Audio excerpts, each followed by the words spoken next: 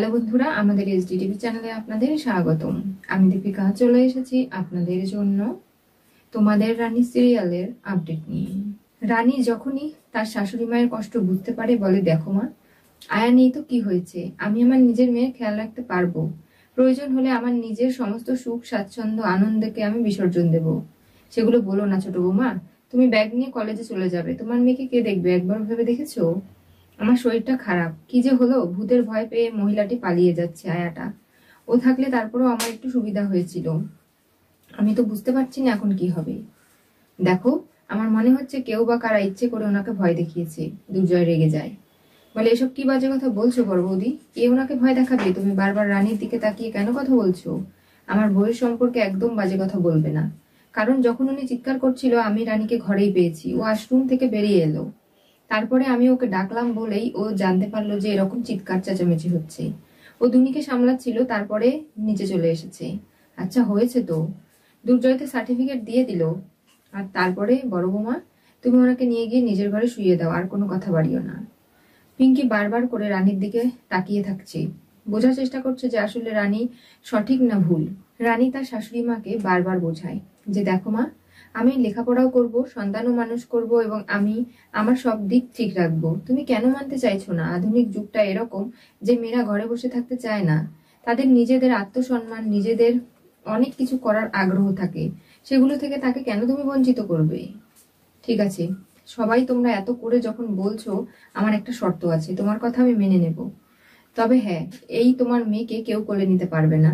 তুমি ওকে কি করে সমস্ত কাজকর্ম করে বাড়িতে রেখে কলেজে যাবে সেটা আমি জানি না। তোমাকেই একলা হাতে সবকিছু করতে হবে, আর তুমি যদি সেগুলো করতে পারো তাহলে ঠিক আছে। আর যদি কোনো ক্ষতি আমার নাতনির হয়ে যায়, আমি কিন্তু তোমাকে ছাড়বো না। তখন যা আমি শাস্তি দেবো মাথা পেতে নেবে তো? ঠিক আছে মা, আমি সব শাস্তি মাথা পেতে নিতে রাজি আছি। আমি আগে চেষ্টা তো করে দেখি, আর আমি জানি সেটাতে আমি উত্তীর্ণ হবই। আমি দুনির মা, কখনো কি চাইবো আমার সন্তানের ক্ষতি হয়ে যাক? তুমি এই জিনিসটা কেন বুঝতে পারো না? আর ধনী সব থেকে বেশি আমার কাছেই ভালো থাকে। আমাকে আমার সন্তানের থেকে দূরে করে দিও না। আমি ওকে খুব ভালো রাখবো, তুমি দেখে নিও। আরে তুমি যদি কোনো ক্ষতি করেই ফেলো, তারপরে তোমাকে শাস্তি দিয়ে আমি করবোটা কি? তোমাকে এখনই বলি, পরক্ষণে সবকিছুই তো তুমি খেয়ে নাও। আর তাই বলছি রানী, এবার কিন্তু আর এগুলো করলে চলবে না। শুক্লা, আমিও তো এবারের বড় বউ। আমি দেখেছো তো, কলেজে চাকরি করেছি, সংসার সামলেছি, নিজের সমস্ত দায় দায়িত্বগুলো পালন করেছি। তাহলে রানী কেন পারবে না? তখন আমি সংসারে ছিলাম বর্দি। আমি সংসারের সমস্ত দায় দায়িত্ব পালন করেছি, রান্না বান্না যা কিছু দরকার সব করেছি। একটা মেয়ে বাইরে গেলে কখনোই সে ঘরের কাজে সম্পূর্ণরূপে পার্টিসিপেট করতে পারবে না, এটা সবাই জানে। কারণ তুমি বেশিরভাগ সময়টাই কলেজে থাকতে। কিন্তু এখন আমার শরীর চলছে না, আমি কি করে রানীর মেয়েকে দেখব? আমি নিজেই পারি না। তাই বলছি যে ওর দায়িত্ব ওকে পালন করতে হবে। এরপরে সবাই যে যার ঘরে চলে যায়। ধনীকে ঘরে এনে রানী ঘুম পাড়িয়ে দেয়। দুর্জয় বলে, দেখো, তুমি তো সবকিছুর দায়িত্ব নিজে নিলে, পারবে তো সামলাতে? আর তুমি যাই কিছু হয়ে যাক না কেন, এখনো সময় আছে, মাকে কিন্তু বলো যে তুমি না পারলে। আর তুমি যদি সেগুলো না বলো, তাহলে কিন্তু পরে একটা ঝামেলা হয়ে যাবে।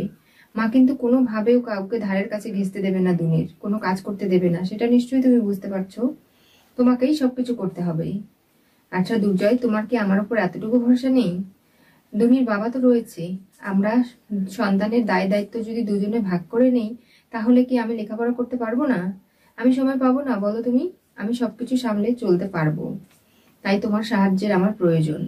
আর হ্যাঁ, তুমি যদি স্বামী হিসাবে আমার পাশে না থাকো, সাহায্য না করো, তাহলে আমাকে একলাই পথ চলতে হবে। এসব কি বলছো রানী? আমি সবসময় তোমার পাশে থেকে তোমাকে সাহায্য করতে চেয়েছি, আর এখন তুমি এসব বলছো? না, আমি বলিনি কোনো কিছু, তাই তোমাকে সাবধান করে দিলাম। জানো তো, আমি আমার কেরিয়ারটা নতুন করে সাজাবো বলেই ওই আনিশাদের নার্সিং হোমে জয়েন করেছি। সেখানে আমি ভালো কাজ করছি, আর ওই পদটা আমার জন্য প্রয়োজন। আমার দুনিকে বড় করতে হবে, ভালো স্কুলে পড়াতে হবে, ভালো লাইফস্টাইল দিতে হবে, যেগুলো বাবা হিসেবে আমার দায়িত্ব। সন্তানের ভরণ পোষণ দেওয়া, সন্তানকে ছোট থেকে বড় করে তোলা, এটা তো বাবার দায়িত্ব। সেগুলো আমি পালন না করলে কি করে ওর সামনে মুখ দেখাবো, একবারও ভেবে দেখেছো? তাই আনিশা এবং গুপ্তার নতুন একটা ফার্মা কোম্পানি তৈরি করছে ওরা, যেখানে আমি এগ্রিমেন্ট সই করে ফেলেছি।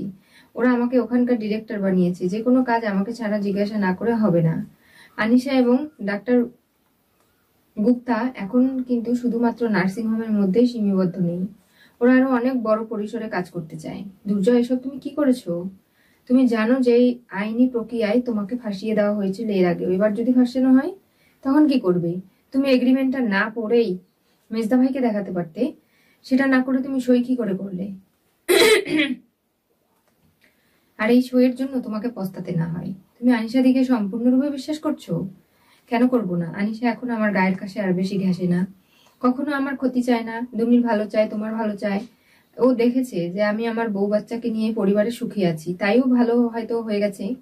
আর ওর সঙ্গে তো গুপ্তার বিয়ে হয়ে গেছে, সেজন্যই আর বেশি বাড়াবাড়ি করলাম না। দেখো, তুমি বুঝতে পারছো না, এগুলো যদি হয় তাহলে পিঙ্কি এবং আনিশা দুজনে এক হয়ে ওই আয়াকে বাড়িতে পাঠাতো না আমাকে জব্দ করতে। আমি বুঝতে পারছি বেশ যে আনিশাদের এর মধ্যেও কোনো না কোনো ষড়যন্ত্র রয়েছে। দুর্জয় কি একলা পারবে সবটা সামলাতে? এগুলো নিয়ে রানী চিন্তিত। কি ভাবছো তুমি? কি আবার? তুমি একই ভুল বারবার করলে সেটাই ভাবলাম। তুমি চিন্তা করো না তো রানী, এটা আমার জন্য একটা অনেক বড় পাওয়া অপরচুনিটি, যেটাকে আমি কাজে লাগিয়েছি। তোমাকে এবং দুনিকে সুখী করার দায়িত্ব তো আমারই। তাই বলছি, চিন্তা করো না, শুয়ে পড়ো এখন, এসো। তবে একটা কথা না বলে পারছি না, তুমি দুই নৌকোতে পা দিয়ে চলছো। এগুলো করতে গিয়ে তুমি সবকিছু পেতে গিয়ে সবকিছু হারিয়ে না ফেলো। কি? রানীর চোখ দিয়ে জল পড়ে। রানী দুনির কাছে যায়, বল তোর মা পারবে তো? বল, তোকে নিয়ে সমস্ত লড়াই এত বছর ধরে আমি করে এসেছি, সেগুলোকে আমি সত্যি সফল হতে পারবো না? এরপরে দুনিকে ঘুম পাড়িয়ে দেয়। ভোর 6টা নাগাদে অ্যালার্ম দিয়ে রাখে, সকাল সকাল তাকে উঠতে হবে, কাল থেকে নতুন উদ্যমে রানীর লড়াই শুরু। এদিকে পিঙ্কি বৌদি নানাভাবে আনিশাকে ফোন করে বলছে যে কি ব্যাপার, বুঝতে পারছো তো এই ভূতের ভয়টা কি করে পেলো? আমি তো সেটাই বুঝি নাই। আর বাড়িতে এতগুলো মানুষ থাকতে কি করে ওনাকেই এই সবকিছু ফেস করতে হলো? রানীকে জব্দ করা অতটাও সহজ নয়, সেটা নিশ্চয়ই তুমি বুঝতে পেরেছো। রানী ঠিক নিজের সন্তানের দায় দায়িত্ব নিজের কবজায় করে নিয়েছে। ছোট মাও ওকে দায়িত্ব দিয়েছে, আর বলেছে কোনো যদি 19-20 হয় রানীকে শাস্তি দেবে, আর এমন শাস্তি যেটা রানীকে মাথা পেতে নিতে হবে। রানীও বলেছে যে হ্যাঁ। তাহলে তো হয়েই গেল। তুমি বুঝতে পারছো না? রানী যদি এরকম কথা দিয়ে থাকে, ওকে ফাঁসানো আমাদের কাছে কোনো ব্যাপার হবে না। এমন কিছু করতে হবে যাতে করে দুর্জয় নিজের বউ এবং মেয়েকে বাড়ি থেকে বের করে দেয়। আর সমস্ত ইনভলভমেন্ট ওর টাকা পয়সা ইনকামে, ওর ডাক্তারি এই প্রফেশনে আসবে। আমি এদিকটা দেখে নিচ্ছি, আর তুমি ওই পাশটা দেখে নাও, রানী যাতে কোনোভাবেই নিজের মেয়ের দায়িত্ব ঠিক করে পালন করতে না পারে।